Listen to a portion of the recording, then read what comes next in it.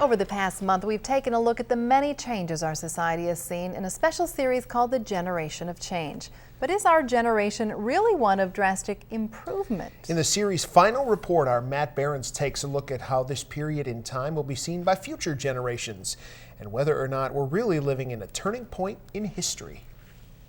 Well, the world's a much different place now than it was a century ago. That's an obvious statement. And over the past 3 weeks, we've looked at how that's happened. First, technology has made great leaps forward.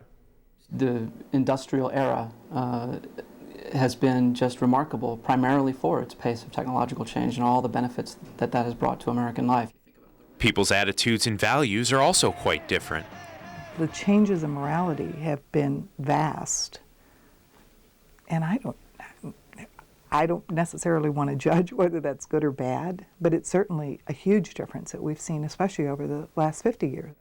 Things that we took for granted as being, moralistically sound back in the 60s and 70s have changed a lot today. And through talking to kids of yesterday and today, I found that while the base experience is still the same, childhoods have changed somewhat as well. Not having television, not having disposals, not having microwaves, none of that. We have a lot more technology stuff than playing with a little hula hoop and a stick, pushing that around. And all of that really shows how much has changed in recent history. But where do things go from here? We've definitely seen a technological boom. Will the changes keep coming? So if you think about it in the last, 200 years or 250 years, the pace of technological change is certainly escalating. And as I said, I don't think it's likely to get any slower in the near future, at least.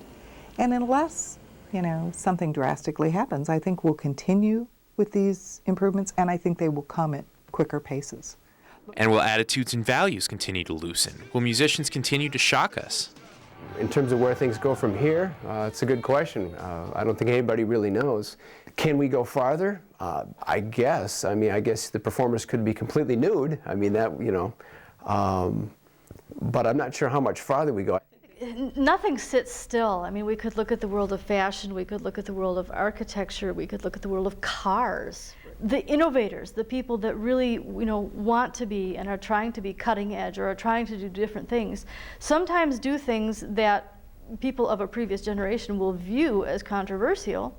And will these changes seem like giant leaps forward? How will they look to people in the future? 500 years from now, if there's, people looking back at this period of time, the 19th and 20th and 21st centuries, I think you're going to look at this period as a period of major upheaval and major technological change.